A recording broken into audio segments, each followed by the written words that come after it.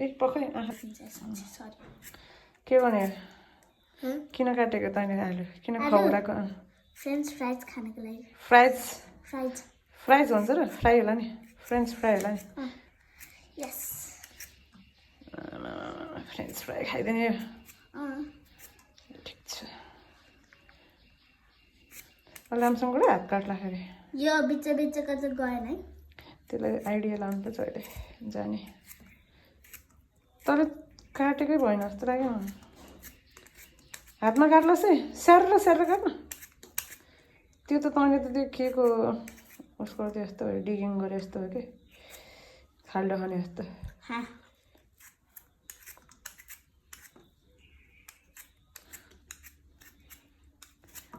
तेरो French fry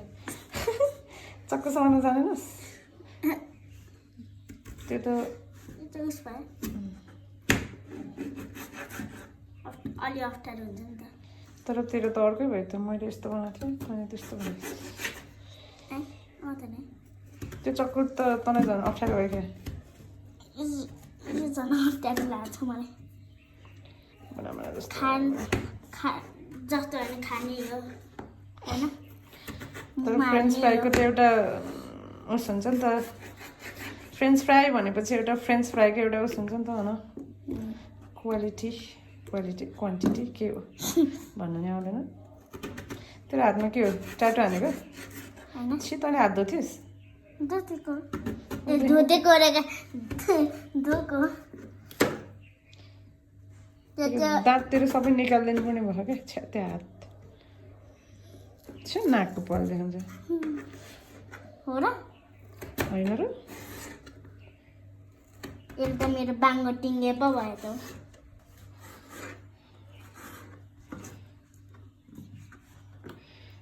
उसको चाहिँ फ्रेन्च फ्राईको तयारी भइरहेको छ गाइड्स गाइज एन्ड गोरुज गाइज भनेपछि त केटीहरू मात्र भयो नि त होइन गोरुज पनि भन्नु पऱ्यो नि होइन के हो गाइड्स भनेको सबै हो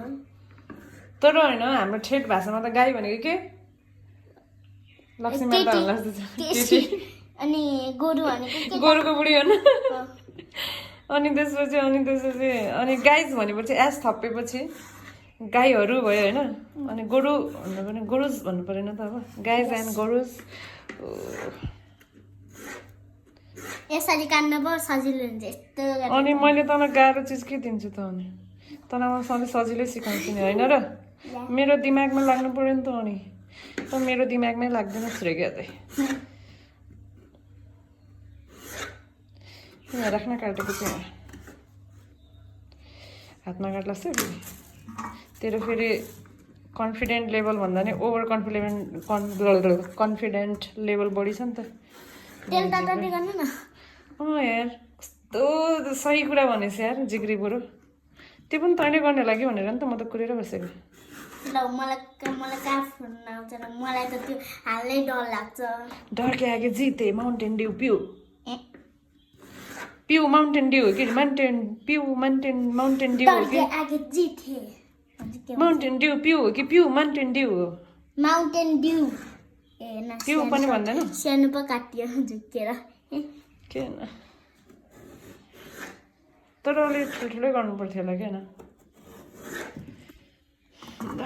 अझै यति बाँकी छ त्यति बेलासम्म म आवासको तेल तताइदिने गर्छु है त आवासको तेल तताइदिन्छु तेरो तेल हो त त्यो मासुको तेल होला कि के को तेल होला मासुको तेल तिमीहरूको त्यो मासुको तेलमै फुराइदिन्छ कि अर्कैमा फुराउँछ अर्कैमा फुराइदिनु किन मासुको तेल मन पर्दैन किन मासु त मनपर्छ त तँलाई त्यो नाक त्यस्तो नगर्दा मलाई पटक्कै मन पर्दैन नाक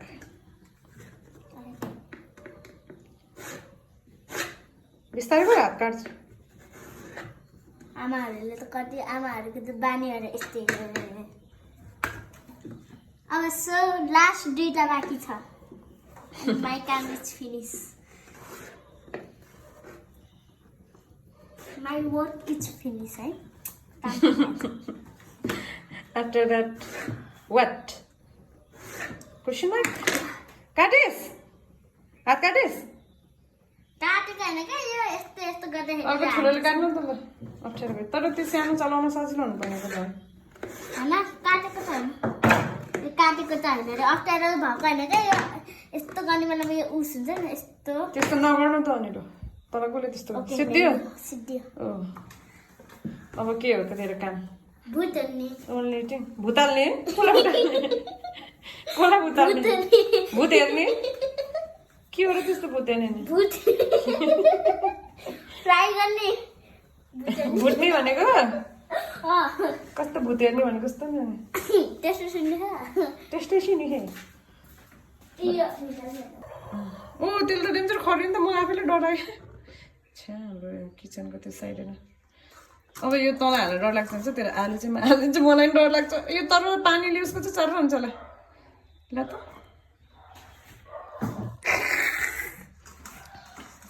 भाग्ने कि दुईजना खै यस्तो यस्तो नहुनु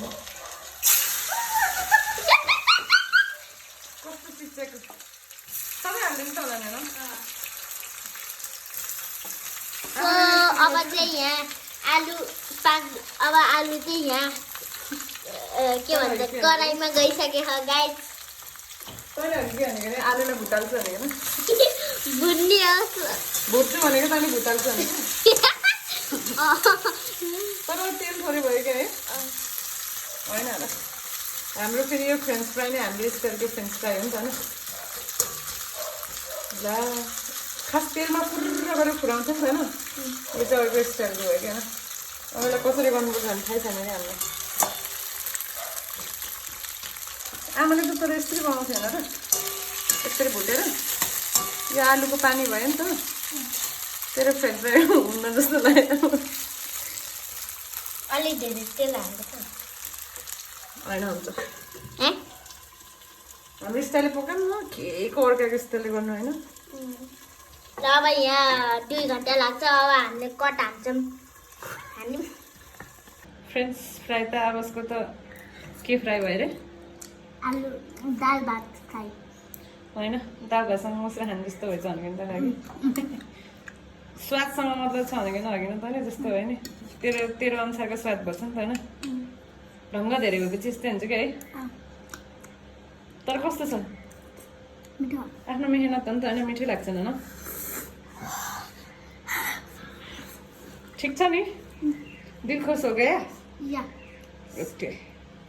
यही हो कि मान्छेको सन्तुष्टि भनेको जस्तो सुकै होस् भनेको कुरा पाइयो भनेपछि के हुन्छ के हुन्छ के हुन्छ थाहा छैन थाहा छैन मलाई थाहा छैन अलिकति ल है त है भन्नु न Okay, मैले bye. बुझेन बाई बाई